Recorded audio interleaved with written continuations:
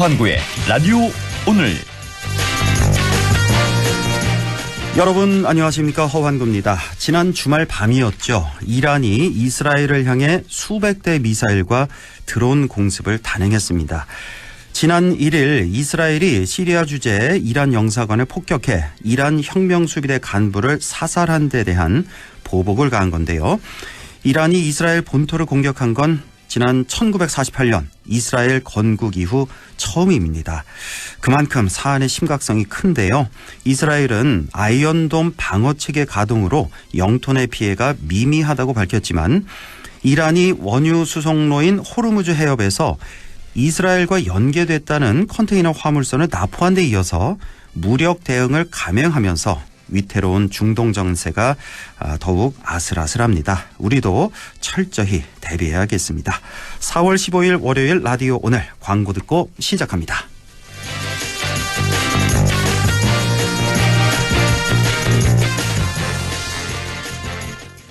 봄나들이 사행시. 봄나들이 갈 때쯤 나도 차 바꿀까? 라는 생각 들면 딱 KGM 토레스지. EVX까지 혜택이 팡팡. 4월 특별 혜택 토레스 24개월 무이자 할부또는 최대 200만원 추가 할인. EVX 전트림 200만원 인하까지. KGM 전시장에서. 이희경입니다. 그거 아세요? 이사는 평수를 바꾸지만 연금 이전은 평생을 바꾼다는 말. 그래서 저는 하나 연금 닥터. 빈틈없는 밀착 관리에 찾아오는 연금 전문가 상담까지. 당신의 퇴직연금 하나은행 연금 닥터로 이전해야겠죠? 원금 손실에 유의하시고 자세한 내용은 하나은행 홈페이지 참조. 당신은 아마 아직 모를 거야. 장기 렌트 숨은 강자 아마존카. 아마 믿지 못할 거야. 합리적인 이 가격을 아마존카. 장기 렌트의 숨은 강자 홈페이지에서 실시간으로 확인하세요. 아마존카. 나에게 꼭 맞는 생유산균 락토핏. 아기에게 락토핏. 아이들도 락토핏. 우리 가족 락토핏. 맞춤형 생유산균. 내 몸에 필 락토핏. 종근당 건강기능식품입니다. 네, 라디오 오늘 월요일 순서 시작합니다. 1부 꼭 알아야 할 우리 지역 뉴스 시원하게 정리해보는 시간이죠. 양승진의 슬기로운 뉴스 생활 함께 하시겠고요. 2부 이슈 오늘에서는 22대 총선 총정리를 해보겠습니다. 잠시 후 경북선거관리위원회 홍호진 공보기장을 연결해봅니다. 이어서 국립안동대학교 사학과 안상준 교수를 연결해서 안상준의 세상 읽기도 함께 하겠습니다. 라디오 오늘 유튜브로도 다시 들으실 수 있습니다. 많은 애청 바랍니다.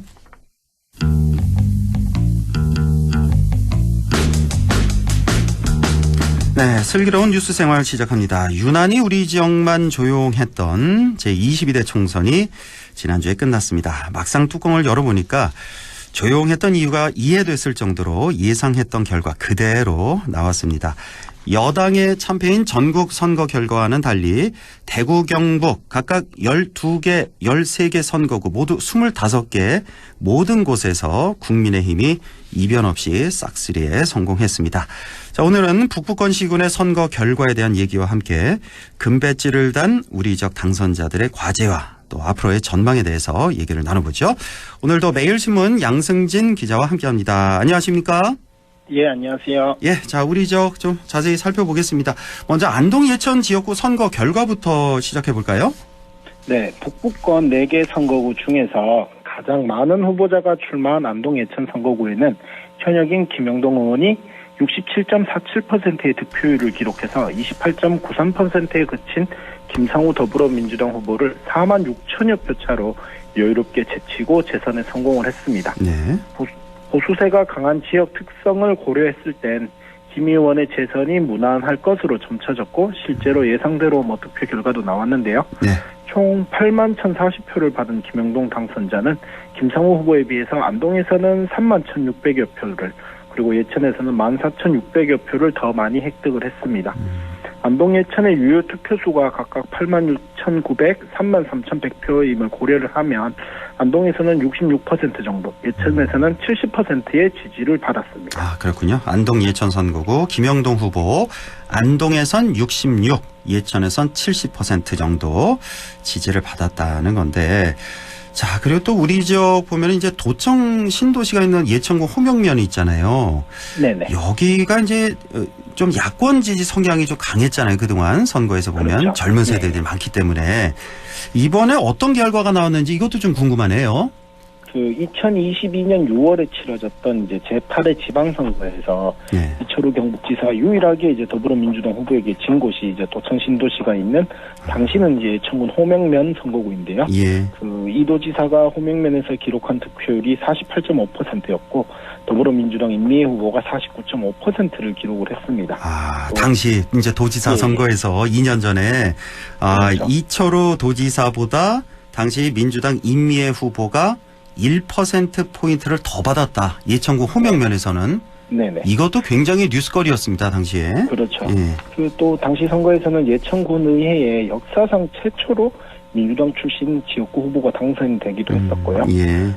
그래서 이번에도 선거 본선 결과보다는 도청 신도시의 표심이 어떻게 될까 이런 관심이 쏠리기도 했었는데 개표 결과 이제 호명읍 선거구에서는 김상우 후보가 총 3,511표를 획득해서 43.4%의 득표율을 기록을 했고요. 예. 또 김영동 당선자는 총 4,189표, 절반이 약간 넘는 51.8%의 득표율을 기록을 했습니다. 아, 여기 민주당 김상우 후보가 43%, 김영동 후보가 51% 정도를 얻었다. 김영동 후보가 더 얻기는 얻었군요. 그래도 네. 상당히 선전한 거죠, 김상우 후보는. 양 후보의 차이가 득표율 차이가 8.2%포인트인데 예. 이게 그 안동 예천 모든 읍면동 선거구에서 가장 적은 격차거든요. 두 후보 간에. 아, 예. 그 도청 신도시처럼 상대적으로 뭐 젊은 층의 거주 비율이 높다고 할 수 있는 안동 옥동에서도 김 의원의 득표율이 한 60% 이상을 기록을 했습니다. 그래서 김 후보는 이제 모든 읍면동에서 김상우 후보에 비해서 김영동 의원이 최대 한 3배 이상의 많은 득표를 기록을 했습니다. 그렇군요. 예. 도청 신도시에선 그래서 상대적으로 김상우 후보가 꽤 선전했다는 말씀이시고, 자, 이 도청 신도시의 야성이라고 하죠. 야성은 이번 선거에도 그대로 이어졌다. 이렇게 정리할 수가 있겠습니다. 자, 그런데 이 안동 예천 선거 같은 경우는 그 선거법 위반 이슈가 있잖아요. 그 경찰이 선거 다음 날인 지난 11일 김영동 의원 선거 사무소에 대해서 압수수색을 실시했네요. 이게 어떻게 된 일입니까? 네, 경북경찰청 반부패 경제범죄수사 2대가 선거 다음 날인 11일 안동시 남부동에 위치한 김영동 의원의 지역 사무실에 대해서 압수수색을 실시를 했는데요. 경찰은 이날 김 의원 사무실을 압수수색하고 당협위원회 관계자의 휴대폰 등을 압수를 해서 이제 증거 분석을 하고 있습니다. 네.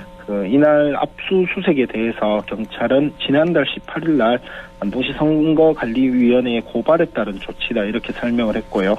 안동시 선관위는 이제 지난달 18일 총선과 관련해서 국민의힘 경선 당시 김 의원의 선거사무소 외 유사선거사무소 설치 등 공직선거법 위반 혐의로 관련자 11명을 경북경찰청에 고발한 상태입니다. 네.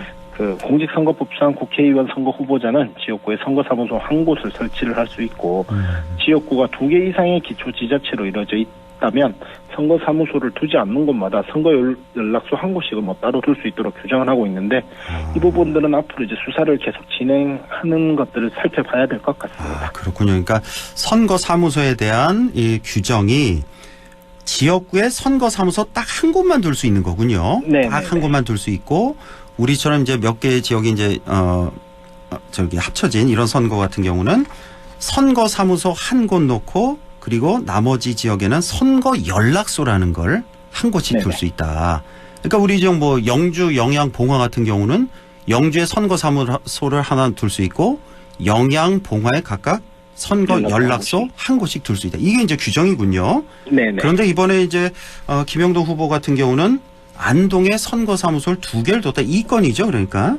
이거는 이제 앞으로 일단 수사 진행 중인 것을 지켜봐야 돼서. 이 의혹에 대해서 지금 수사를 하고 있다, 경찰이. 네네. 예. 자, 앞으로 수사가 어떻게 이루어질 것 같습니까? 그 선거법 위반 사범에 대한 공소시효가 이제 선거일 이후 6개월간이거든요. 네. 그래서 이번 22대 총선회 같은 경우에는 이제 10월 10일까지가 공소시효라서 경찰은 일단 기본적으로는 엄정 중립 자세를 견지하고 이 수사를 진행을 하겠다 이런 입장을 밝혔습니다. 예.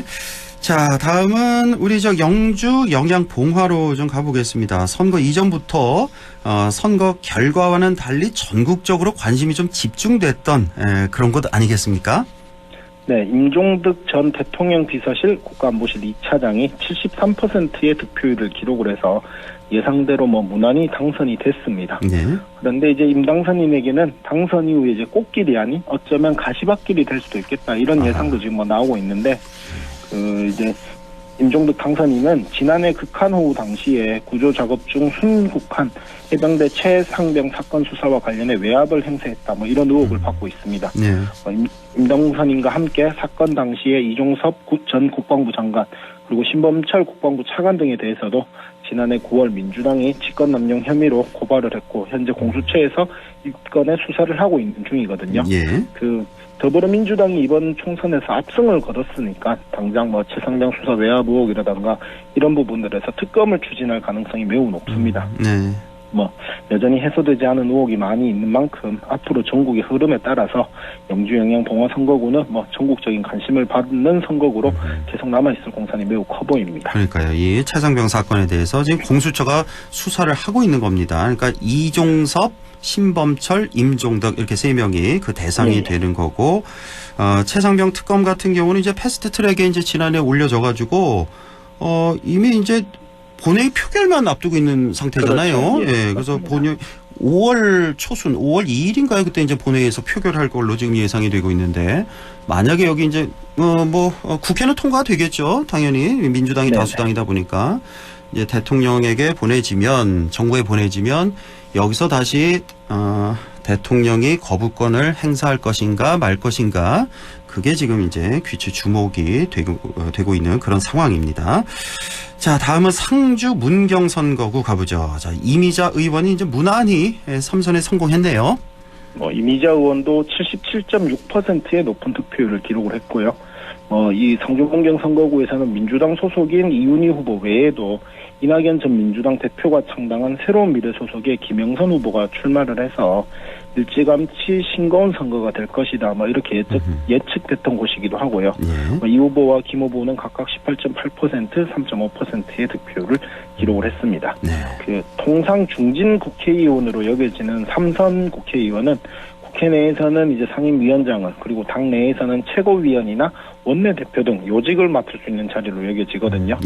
물론 여소야대의 국회 구도이기는 하지만 지역 출신의 3선 국회의원이 있다라는 건 임 의원의 지역구인 상주 문경을 넘어서서 경북 북부과 또 경북 전체에도 상당히 긍정적인 요소가 될 수 있을 것이다. 이렇게 평가할 수 있습니다. 그렇습니다. 우리 북부권의 유일한 또 3선 의원이다 보니까 굉장히 어깨가 좀 무거울 것 같고요. 해야 할 역할도 상당히 많습니다. 자, 그런가 하면 지역구를 옮겼죠. 이번에 이제 박형수 의원도 재선 국회의원 반열에 올랐네요. 선거구 개편으로 이제 기존의 영주 영양 봉화 울진에서 울진 의성 청송 영덕 선거구로 이제 지역구를 옮긴 박 의원은 83.3%의 압도적인 득표율을 기록을 하고 재선에 성공을 했습니다. 이 박 의원이 기록한 득표율은 이번 총선에서 TK 국회의원 당선자들이 기록한 득표율 중 최고 기록이고요. 또 전국을 통틀어도 가장 높은 그 국민의힘 소속 국회의원 당선인들 중에서는 가장 높은 득표율이기도 합니다. 박 후보는 이제 소멸 위기에 놓인 4개 군에 도약을 이끌겠다 이런 당선 소감을 밝히기도 했습니다. 전국 통틀어서도 가장 높은 득표율 국민의힘 의원 중에선 그렇죠. 이번에 그렇죠. 당선자 중에서는 박형수 의원이 가장 높았다. 83%의 압도적 득표율. 그러니까 여기는 이제 민주당이 후보를 못 낸 지역이죠.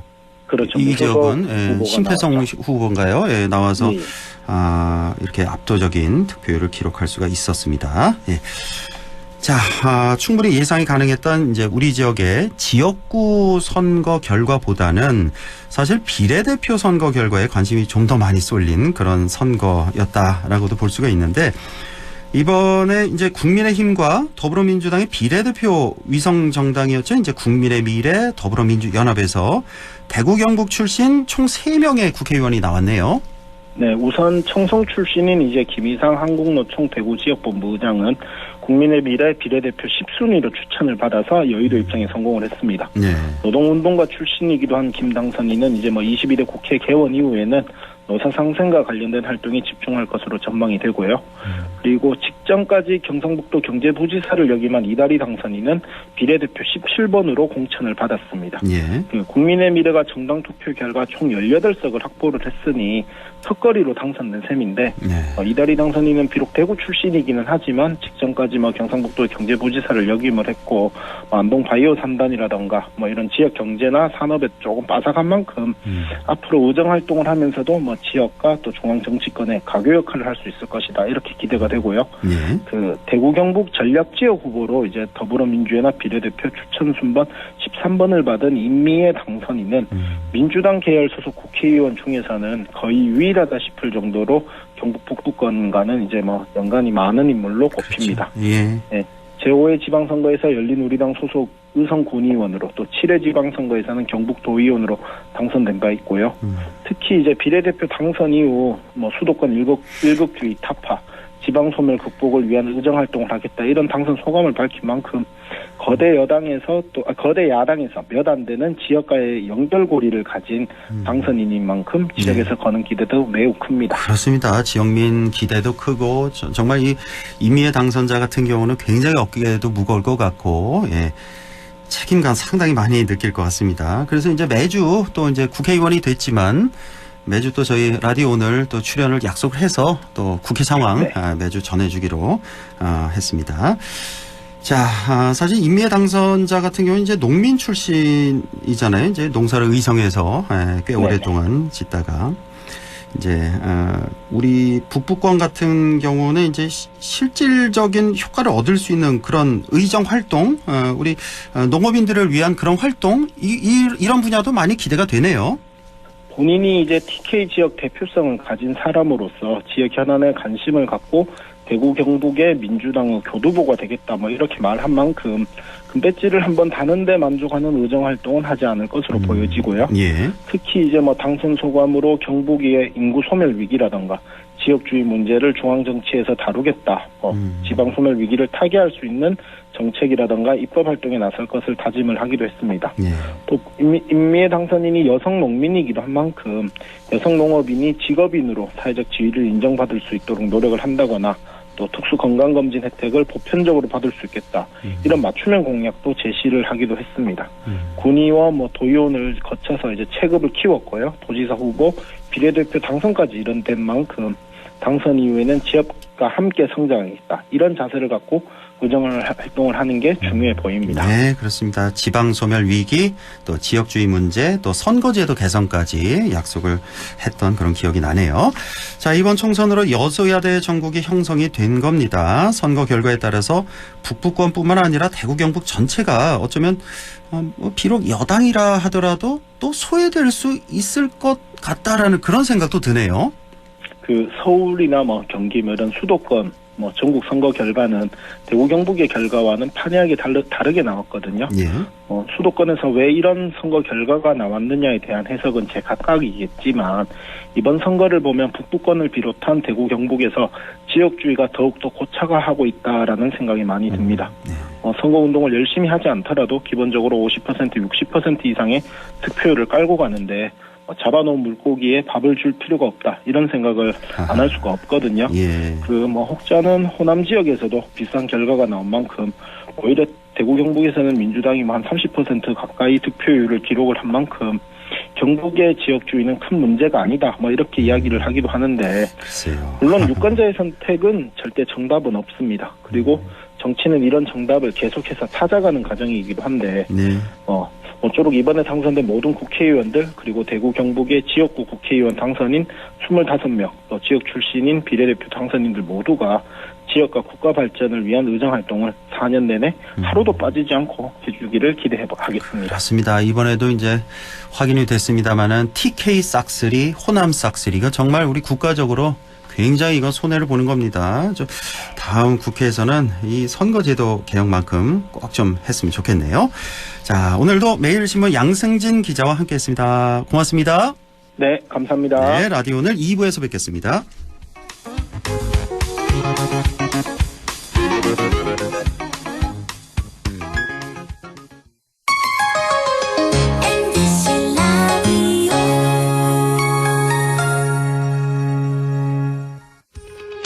오늘도 안전하게 음주운전 예방수칙 알려드립니다. 첫 번째, 술자리가 예정된 경우 미리 귀가 방법을 정하고 차는 가져가지 않는 것이 안전합니다. 두 번째, 음주 후 자전거나 전동 킥보드를 이용하는 것도 음주운전 처벌 대상에 포함됩니다.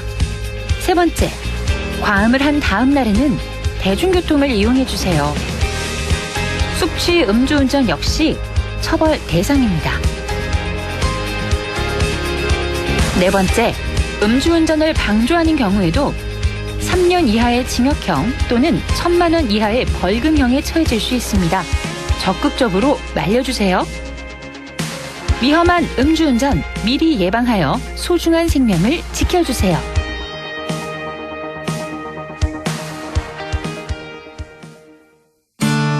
참 아이러니하죠? 밤새 울어 못 잤는데 방긋 웃는 얼굴에 힘이 나는 아이러니. 음정도 박자도 없지만 그 어떤 노래보다 감동적인 아이러니. 잠깐의 걸음마에도 하루 종일 뛸 듯이 기쁜 아이러니. 세상 힘들지만 세상 행복한 아이러니. 아, 이러니 아이를 키우나 봅니다. 공익광고협의회.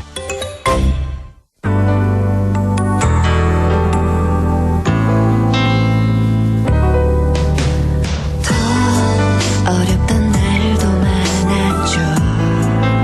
우리 함께 한다면 따스함을 느껴요.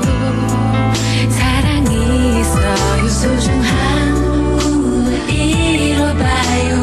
우리 함께 여기 있으니 감동과 사랑 있는 MBC 라디오 문화방송 100.1 MBC 라디오. 네, 6시 27분 30초 지나고 있네요. 이슈 오늘 시작합니다. 22대 국회의원 선거가 지난 10일로 모두 끝났습니다. 하지만 선거관리위원회 역할은 아직 남아있다고 하는데요. 경북선거관리위원회 홍호진 계장 연결해서 자세한 얘기 나눠보겠습니다. 홍호진 계장님 안녕하십니까? 네, 안녕하세요. 예, 정말 수고 많으셨습니다. 그동안. 네, 계속해서 뭐 비상근무도 뭐 연일 한 며칠 정도나 비상근무하셨나요? 그 총선 기간에. 비상근무는 한 달 정도 했는 것 같아요. 한 달 내내 하셨고. 네.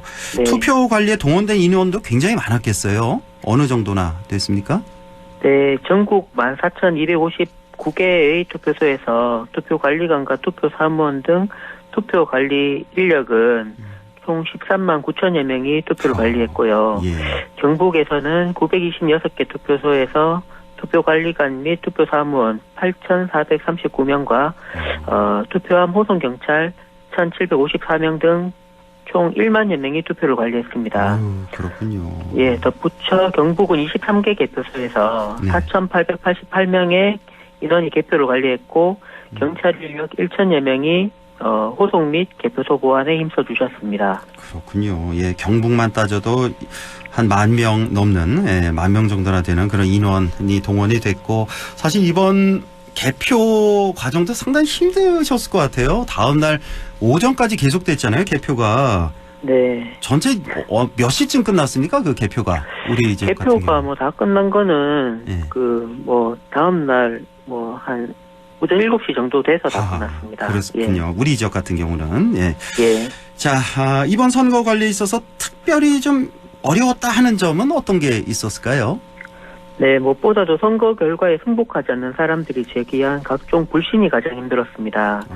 지난 제21대 국회의원 선거에서 제기된 선거소송은 총 126건으로 선거무효소송 122건, 당선무효소송 2건, 당선무효소송 각 2건이 있었으며 기각 95건, 각하 8건, 일부 각하 기각 2건, 소장 각하 7건, 소치하 14건으로 모두 의혹 제기자인 원고 패소 등으로 마무리되었습니다. 예.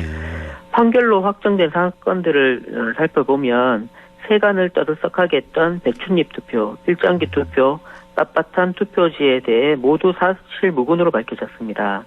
특히 빳빳한 투표지는 현미경을 통해 살펴보니 접힌 흔적이 발견되기도 했습니다. 투표지 분류기가 오동작되었다는 사건도 재판에서 검증을 해보니 오히려 비례대표 선거에서 사용되었던 소자격 개표에서의 오류를 발견할 수 있었고 투표지 분류기의 성능엔 아무런 하자가 없었습니다. 그 외 성명불상자인 개표 결과를 성명불상자가 개표 결과를 조작하거나 투표지 분류기의 기능을 전산 조작했다는 등의 주장은 막연한 의혹에 불과하다는 것이 사법부의 판단입니다. 우리나라의 투개표 절차에는 수많은 사람들의 감시가 이루어지므로 부정한 행위가 있으려면 고도의 전산기술, 해킹 능력, 대규모 조직, 막대한 재원이 필요하므로 이런 일이 실제 일어났을 시 아무런 증거가 남지 않을 가능성은 없습니다. 그럼에도 불구하고 이러한 의혹 제기 자체가 큰 사회적 비용을 발생시키므로 선거관리위원회는 수검표제도 부활, 사전투표 등 보관 상태 CCTV 공개 등의 보안 강화 정책을 시행했으며 그 과정에서 인력 수급 등의 어려움을 겪은 것이 사실입니다. 그렇군요. 이번에 또 새롭게 수검표가 또 이게 도입이 돼서 더 애를 더 많이 쓰신 것 같습니다. 자, 그리고 또 이번 선거 또 특징이 이번에 또 대파 논란이 좀 있었잖아요. 그 투표소에 대파를 가져가지 못하게 하는 그런 지침이 내려와서 중앙선관위에서 논란이 좀 있었는데 혹시 우리 지역의 그 투표소에 그럼에도 불구하고 대파를 또 가지고 가신 그런 분도 계셨나요? 네. 국민의 정치적 표현의 자유는 최대한 보장되어야 하는 게 맞습니다. 투표소 내에서 특정 물품을 본래 용도를 벗어나 정치적 의사표현의 도구 등으로 사용하는 경우 선거에 영향을 미칠 우려가 매우 큽니다. 최초 질의자는 중앙선거관리위원회에 정부에 대한 항의로 대파를 투표소에 가지고 가서 투표하는 것이 가능한지에 대해서 물었었고 중앙선거관리위원회는 투표소에 평온을 깰 수 있다는 점과 선거인에 대해서 선거인의 판단에 영향을 줄 수 있으므로 가지고 갈 수 없다고 답변했습니다. 그것이 확대 재생산되어서 휘하된 것입니다. 경북 관내에서는 그와 관련해서 투표소 소란 행위는 없었습니다. 그렇군요. 예. 자, 이제 선거 모두 끝났는데 선관위에서 아직 할 일이 더 남아 있다고 하는데 뭐 어떤 일입니까? 남아 있는 게? 네, 선거 비용과 정치자금 공개 등과 관련한 사무가 남아 있습니다. 4월 22일까지 정당 후보자는 선거 비용을 보전 청구해야 되고 부담 비용도 청구해야 됩니다. 5월 10일까지 회계 보고를 해야 되고 같은 날 기탁금 반환이 이루어집니다. 5월 17일까지 정치자금 회계 보고서 등 사본 열람 기간 장소 및 사본 교부에 필요한 비용을 공고하도록 되어 있으며 6월 9일까지 선거 비용을 보전합니다. 예. 아, 그렇군요. 6월 9일까지 선거 비용 보전. 예. 자, 선거운동 과정에서 선거법 위반 등으로 선관위에 고발한 그런 사례도 상당히 있는 걸로 알고 있는데 이번에 그 고발 건수는 얼마나 되고 또 어떤 사례가 있었을까요? 네, 국회의원 선거에서는 경북에서 총 34건의 고발건이 있었습니다. 다양한 위반 사례들이 있었으나 여론조사 결과 왜곡 6건, 허위 사실 공표 6건이 대표적 위반 유형입니다. 예, 그렇군요. 예. 이번에 그 안동 예천 선거구 김영동 후보 같은 경우요. 뭐 요즘 뭐 굉장히 뉴스 많이 나오고 있는데 경북 선관위에서 보시기에 어떻습니까? 이번 그 선거 사무소 이번 건이 좀 심각합니까? 뭐 더 나아가서 뭐 당선 무효형까지 뭐 갈 수 있는 건이라고 보십니까? 어떻게 보세요? 네, 저희들은 이제 유사 그 선거사무소 설치 행위에 대해서 그 수사를 통해서 고발을 했고 관련자 11명을 고발 조치했습니다. 그 이후의 일은 사법부에서 또는 이제 검찰이 수사를 해서 사법부에서 판단한 일이기 때문에 선거관리위원회가 그 언급을 하는 것은 적절하지 않다고 생각합니다. 알겠습니다. 자, 이렇게 고발이 되면 이후에는 어떻게 처리가 되는 건지 뭐 심하면 당선이 취소되는 그런 경우도 종종 우리가 보게 되잖아요. 그렇죠? 네. 예. 당선인이 이번 선거에 있어서 공직선거법 또는 정치자금법에 의한 선거 비용과 관련한 범죄 행위로 100만 원 이상의 벌금형을 받는 경우 당선이 무효가 됩니다. 예. 물론 징역형 포함됩니다. 예. 당선인 이외에 선거사무장, 선거사무소의 회계 책임자 및 직계준비속, 배우자가 기부행위, 매수행위를 하거나 정치자금법 45조 1항, 이게 이제 정치자금 부정소수죄인데 네. 그걸로 인해서 300만 원 이상의 벌금을 받는 경우도 당선인의 당선을 무효로 합니다. 또 선거사무장, 선거사무소의 회계 책임자가 선거비용 제한액의 200분의 1 이상을 초과 지출해서 300만 원 이상의 벌금을 받는 경우와 선거사무소 회계 책임자가 정치자금법에 따른 선거비용 회계 보고를 하지 않거나 선거비용 영수증을 허위 기재 위변조한 경우 300만 원 이상의 벌금형을 받는 경우도 그 당선을 무효로 합니다. 그렇군요. 예. 자, 간혹 이제 투표장에서 예기치 않은 일로 소동이 벌어질 때도 있던데 이번에는 혹시 그런 불상사는 없었나요? 네, 경산시 및 포항시 남구에서 예. 본인이 잘못 기표했다는 이유로 투표지를 훼손하거나 자신의 투표지를 기표소에서 촬영해서 SNS를 통해 공개한 경우가 있었고요. 이거 안 되죠, 절대. 예. 영양군에서 경상북도 의회의원 보궐선거에 투표용지를 교부받고 이 선거에 관심이 없다는 이유로 투표소에서 몰래 가지고 나와 자신의 집에서 훼손한 사례가 있었습니다. 예. 또 경주시에서 투표용지에 특수 처리가 되어 있어서 특정 기표란에 기표가 잘 되지 않도록 했다 이렇게 주장하면서 투표소 내에서 소란 행동을 해서 퇴거 명령을 했지만 거부한 사람이 고발되었습니다. 그렇군요. 예, 우리 저기도 뭐 몇 가지 이런 불상사가 있었군요. 아까 그 투표용지 은닉하거나 훼손하는 경우 그 말씀을 해주셨는데 이런 경우에는 어떤 처벌을 받게 되나요? 예, 투표용지는 본인이 받았다고 해서 자기 게 아닙니다. 이게 공직선거법 244조 선거사무 관계자나 시설 등에 대한 폭행 교란죄 제1항에 따라서 1년 이상 10년 이하의 징역 또는 500만 원 이상 3천만 원 이하의 벌금에 처해질 수 있는 큰 죄입니다. 그렇군요. 처벌이 상당히 강합니다. 근데 실제로 이렇게 처벌받은 경우가 있었나요?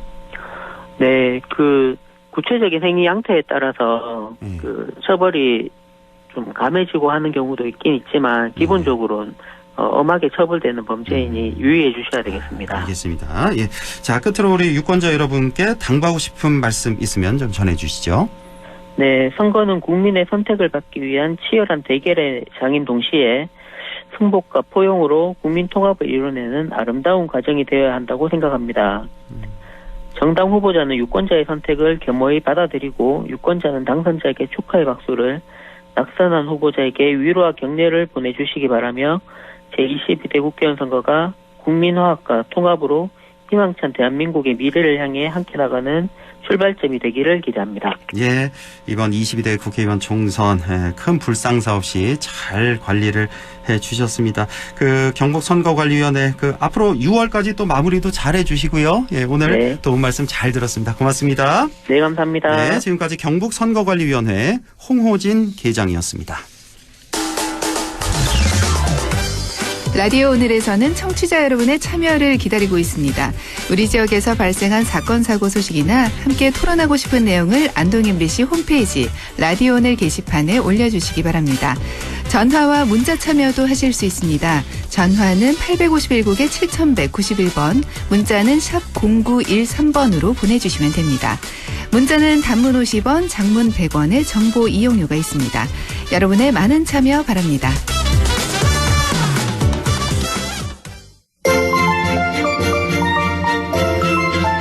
네, 안상준의 세상 읽기 시작합니다. 오늘도 국립안동대학교 사학과 안상준 교수와 함께합니다. 안녕하십니까? 네, 안녕하세요. 네, 교수님 오늘 어떤 얘기 준비하셨어요? 저희 총선이 끝났으니까 저도 총선에 대해서 얘기할까 하다가 예. 다른 분들이 많이 얘기했을 것 같아가지고 저는 다른 얘기를 좀 할까 합니다. 예, 어떤 어제 이란이 이스라엘을 이제 폭격을 했죠. 예. 그래서 아마 다 톱뉴스가 그걸로 다 시작됐던 것 같은데. 예. 그래서 이제 지난 4월 1일 날에 이스라엘이 두 시리아 이란 영사관을 폭격을 해가지고 많은 사상자를 냈고 예. 거기에 대한 이제 보복 공격을 공언하다가 마침내 이제 실행을 했는데 이게 지금 어디로 튈지 모르겠어요. 그러니까요. 그래서 문제는 이제 이스라엘의 대응 여부하고 대응 강도인데 그거에 따라서 이란이 다시 이제 또 이제 대응을 하면은 제5차 중동 전쟁이 벌어지지 않을까 대신들이 촉각을 세우고 있는데 오늘은 이란과 이스라엘의 어떤 역학 구도를 좀 보면서 앞으로 5차 전쟁 그리고 그것이 갖는 의미를 한번 살펴볼까 합니다. 그렇습니다. 이 참 중동은 언제나 좀 안정을 찾을 수 있을지. 뭐 사실 우리나라 뭐 지리적으로 좀 멀리 떨어져 있긴 합니다만 중동 하면 또 석유가 생각나니까 직접적으로 또 에너지죠, 에너지. 우리에겐 에너지. 예, 우리에게 직접적으로 또 영향을 주니까 벌써 네. 그래서 이 건 때문에 국제유가 들썩들썩하고 지금 90달러 그렇죠. 넘어서고 네. 올해 뭐 100달러 넘어서 심하면 130달러까지 오를 수도 있다 뭐 이런 예상도 나오고 있어서 이렇게 네. 되면 또 인플레이션 잡기도 또 힘들어지는 거고 상당히 좀 걱정이 많이 되는데 주목하지 않을 수가 없습니다. 그렇습니다. 예, 아주 큰 문제입니다. 자, 우선 지금 이란과 이스라엘의 이제 이런 대결인데 좀 배경 지식이 있으면 좋겠어요. 이란의 우군은 어떤 세력을 꼽을 수 있을까요? 그러니까 이란은 이제 이슬람 세계에서 시아파의 종주국이에요. 시아파의 종주국이다. 이란이. 네. 예. 네. 그래서 이제 우군을 이렇게 좀 보면은 전에도 우리 한번 다뤘었는데 그러니까 이스라엘 바로 북부에 있는 레바논의 무장 단체인 헤즈볼라. 예. 예. 그래서 수시로 지금 이스라엘이 이쪽 레바논에 폭격을 가하고 있죠. 예. 그리고 이제 이스라엘 북쪽과 동쪽에 있는 이라크와 시리아에 있는 친이란 민병대가 있습니다. 네. 그리고 이제 아라비아 반도 남쪽에 예멘 후티 반군. 지금 자주 이제 홍해 지역을 지나는 유조선을 폭격해가지고 문제가 되고 있죠. 네. 이런 세력들이 이제 이란의 대표적인 중동 내 우군이고, 예. 뭐 그리고 잘 아시는 것처럼 가자 지구의 하마스. 이번 전쟁을 일으켰던 하마스. 지금 이스라엘과 하마스 대결 네, 하마스죠. 네, 네. 예. 요게 이제 중동 내부의 우군이고요. 예. 그 국제적인 차원에서 보면은 이제 단연 러시아가 맨 먼저 눈에 들어오죠. 그렇군요. 그러니까 이란의 우군 하면 아마 다들 한 번씩은 들어보셨을 겁니다. 헤즈볼라, 또 친이란 민병대, 또 예멘의 후티 반군, 하마스 이렇게 들 수가 있고 또 국제적으로는 러시아가 또 이란과 친하다 이런 거고 그러면 그 반대에 있는 이스라엘의 우군으로는 어떤 세력들이 있습니까? 이제, 이슬람 내에서 이제 시아파에 반대되는, 그러니까 적대적인 세력이 수니파예요. 수니파, 예. 원래 이제 이 두, 종파는 천천지 원수처럼 지내오는데, 그 중에 이제 근대에 들어와서 좀 온건하고 실용적이고 서양의 근대 문화를 좀 받아들이려는 쪽이 그래도 수니파 정부들이에요. 예. 그래서 이제 대표적인 나라가 중동 내에서 좀 많이 근대화되어 있는 이집트, 요르단, 그리고 사우디아라비아, 그리고 이제 가장 서방과 가까운 아랍에미레이트 연합, 이런 나라들이 이제 이스라엘과 그래도 좀 이렇게 우호적인 관계를 맺고 싶어 하죠. 근데 이 정부들의 공통점은 아까 말씀드렸던 시아파의 종주국인 이란이 과거 1979년도에 이란 회교혁명을 일으키면서 근본주의로 갔잖아요. 거기에 대한 근본적인 불안감이 있는 거예요. 그래서 중동 내에 이란이 이제 과거에는 페르시아라고 불렀던 이란이 헤게모니를 지는 거를 이 나라들은 굉장히 두려워하죠. 네. 그렇기 때문에 중동이 하나로 묶일 수가 없는 거예요. 이슬람 전체가. 그렇기 때문에 이제 서방 세력이 그 틈을 이용해서 자기들이 이권을 차지할 수도 있는 거고, 그리고 이제 이스라엘 우군은 뭐 국제적인 차원에서 보면은 미국을 위시해서 유럽의 주요 국가들, 영국, 프랑스, 독일 이런 나라들이 다 이스라엘 편이니까요. 그렇군요. 그래서 이제 전쟁이 나면은 국제전으로 확산될 가능성이 많죠. 뭐 우리나라도 뭐 굳이 따지자면 뭐 미국 따라가야 되니까 이쪽에 있다. 뭐 이렇게 봐야 되는 거잖아요, 그렇죠? 예. 굳이 따지자면, 예. 그러니까 이제 이란, 뭐 헤즈볼라, 또 뭐 후티 반군, 하마스, 러시아 이렇게 한 편이고 또 반대 이스라엘 쪽에는 이집트, 요르단, 사우디, 뭐 UAE, 뭐 미국, 영국 이렇게 뒤에 있고 자 이런 크게 봐서 이런 대결이 되고 있는 건데 자 일단은 먼저 이스라엘이 이란을 공격했고요. 그리고 이제 이번 주말에 이란이 이스라엘을 다시 반격을 한 겁니다. 자 그렇다면 이제 이스라엘이 또다시 반격을 할 것인가? 이거 아니겠습니까? 지금 뭐 그렇죠. 이르면 오늘 밤 뭐 내일 새벽 이란의 재보복 가능성이 있다 이런 뉴스도 나오네요. 그렇죠. 예. 이지요 뭐 이게 어떻게 될지 이스라엘의 대응에 따라서 미국의 고민이 깊어지겠죠. 예. 중동전이 확산되면 제일 골치 아픈 나라가 미국이니까요. 그렇죠. 예. 물론 뭐 당사국인 이스라엘이 제일 고민이 깊은 건 사실이겠지만 사실 조금 다른 관점에서 지금 외교적인 관점에서 좀 볼 필요가 있는데 사실 하마스가 전쟁을 일으켰잖아요. 네. 그렇죠? 근데 거기에 대해서 이스라엘이 너무 강경하게 지금 몇 달째 계속 가면서 반년 이상 됐죠 벌써? 그렇습니다. 가자 지구를 지금 완전히 뚫어버리려고 하니까 서방 세계에서 또 거기에 대해서 또 지금 제동을 걸고 있단 말이에요. 너무 심한 거 아니냐, 그렇죠? 그렇죠. 예. 완전히 이제 제노사이드 같은 그런 일이 벌어지고 있는 거냐 아니냐 하는 이제 의구심을 하면서 이스라엘을 지금 견제를 하려고 하는 사이에 지금 이란이 지금 물론 이스라엘이 먼저 포격을 했으니까 거기에 반응을 했지만 이스라엘로서는 외교적으로 좋은 지금 타이밍을 얻게 된 거예요. 네. 그래서 지금 서방 세계하고 좀 멀어질 뻔했는데 이란이 지금 개입을 하니까 자연스럽게 지금 서방 국가들하고 좀 우호적인 관계를 좀 맺을 수 있게 되고 외교적으로는 테헤란이 그러니까 이란의 수도 테헤란을 이제 중심으로 해서 이란이 더 궁지에 몰린 상황이 됐다. 이렇게 이제 보는 시각이 있고 또 한편으로는 이스라엘의 이런 그 포격과 반응 이런 것들이 사실 또 가자 지구에서 벌어지고 있는 이런 일들을 사실 처벌하지 않고 이렇게 은근슬쩍 넘어가면은 이스라엘처럼 행동을 하면은 로켓 무기만 가지고 있으면은 저래도 되는구나 하는 그 나쁜 선례를 남길 수 있다는 게 전문가들 사이에 하나의 좀 불안감이라고 알려져 있습니다. 그렇군요. 그래서 이스라엘이 이런 상황에서 어느 정도 강도로 어떤 형식으로 할지 근데 하고는 싶어 할 거예요. 그렇지만 이제 거기에 따르는 외교적이나 또는 군사적인 그런 후폭풍을 얼마나 지금 면밀하게 검토하고 있고 감당할지 그거는 아무도 알 수 없기 때문에 지금 조금 예의주시하는데 이란의 지금 추가 공격 가능성은 별로 없기 때문에 이스라엘도 조금 이 시간을 들이는 게 아닌가 하는 그런 생각이 듭니다. 예. 자, 만약에 뭐 이래서 안 되겠지만 또다시 공습이 있다면 확전으로 치닫게 된다면 자, 누가 이득을 보게 되는 겁니까?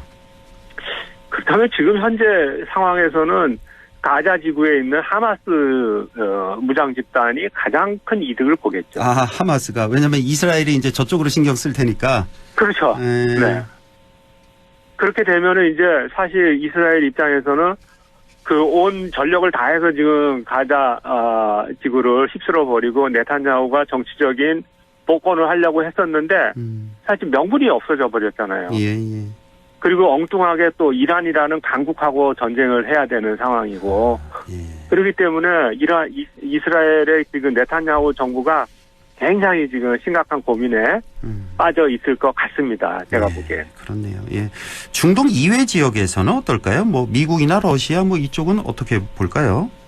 아까 말씀드린 것처럼 이 지역에 관심을 가장 지금 크게 갖고 있는 나라는 역시 러시아입니다. 러시아. 예. 지금 뭐 전쟁 중이니까 러시아도. 그렇죠. 러시아가 자체가 지금 우크라이나하고 전쟁을 벌이고 있는데 미국이 지금 우크라이나도 지원하고 이스라엘도 지원하고 왔다 갔다 해야 되고 그런 상황에서 지금 중동 쪽에 좀 더 많이 신경을 쓰게 되면은 우크라이나 전선은 지금 러시아가 지금 우리 흔히 말하는 꽃놀이패로 갖고 있는 것처럼 지금 여유가 생기는 거고 그렇게 되면은 지금 미국 입장에서는 난처하게 되는 거죠. 그리고 이제 또 한편으로 러시아하고 비슷한 입장에 있는 중국도 미국하고 지금 중국이 예. 지금 G2를 이루면서 좀 굉장한 그런 그 권력 게임을 하고 있는데 예. 패권 게임을 하고 있는데 예. 지금 중동에 발이 묶여버리면은 중국 문제로부터 조금 멀어지게 되니까 중국으로서도 한숨 돌리게 되고 이런 상황이니까 미국으로서는 지금 이스라엘이 제발 좀 반격 좀 하지 말아라라고 지금 설득을 하고 있는 중인데 그게 잘 통할지는 참 두고 봐야 될 것 같습니다. 또 이런 게 있군요. 국제 정세가. 그러니까 중동 지역이 또 이제 확전이 되면 러시아, 중국으로서는 사실은 속으로는 이제 웃을 것이다. 유리한 그렇죠. 거군요. 땡큐죠, 땡큐. 땡큐. 중국, 러시아는 땡큐인 거고 미국으로서는 최대 이제 확전되는 걸 막아야 되는 거고. 예. 네. 자, 그렇다면 오늘의 결론 말씀 마지막으로 좀 들어볼까요? 아까 말씀드린 것처럼 지금 이 전쟁은 벌써 6개월이 넘었는데 하마스가 시작을 했고 거기에 이제 이스라엘이 과격한 반응을 보였는데 이스라엘 정부의 이 가자지구 소탕 작전이 너무 오랫동안 지금 철저하게 진행되면서 국제사회의 반발에 부딪혔습니다. 그러는 사이에 지금 이스라엘이 이란 영사관을 지금 폭격하는 일이 벌어졌고 이란이 지금 한 이 2주 만에 거기에 대한 보복 공격에 나선 거예요. 이게 지금 확산이 되면은 우리가 이른바 이제 5차 중동 전쟁으로 가는데 그렇게 되면은 지금 현재 세계 정세로 봤을 때 너무나 큰 그런 그 글로벌 위기 상황이 오지 않을까 그렇게 생각합니다. 그리고 좀 전에 말씀드린 것처럼 우크라이나 전쟁이 벌써 2년이 넘게 질질 끌고 있는데 사실 제가 봤을 때 이거 누구를 위한 전쟁인지 그리고 왜 전쟁이 종식되지 않는지 잘 모르겠어요. 그래서 이제 이 강대국들의 패권 게임으로 가고 있는데 지금 이 상황이 이 세계 경기가 침체되어 있고 민주주의가 후퇴되고 있는 이런 상황에서 진영학적인 패권 다툼이 다시 부상이 되고 이게 국지전을 좀 더 부추기는 그런 결과를 초래한다면 21세기는 이제 다시 한번 재앙의 세기로 변질될 수도 있는데 재앙의 세기. 저는 이 국면에서 미국이 키를 쥐고 있다고 봅니다. 그래서 경제 위기를 극복하는 것도 미국의 손에 달렸고 이 세계 평화를 주도하는 것도 미국의 손에 달려있기 때문에 미국이 자국 우선주의를 좀 포기하고 분산 복합체의 영향력을 줄여서 글로벌 평화 체제로 가는 길을 닦는 그런 전략적 변경이 절실히 요구되는 그런 시점이 아닌가 생각됩니다. 그렇습니다. 더 이상의 전쟁은 안 됩니다. 이미 지금 지구상에 두 건의 전쟁이 벌어지고 있는 상태잖아요. 러시아, 우크라이나, 또 이스라엘, 하마스.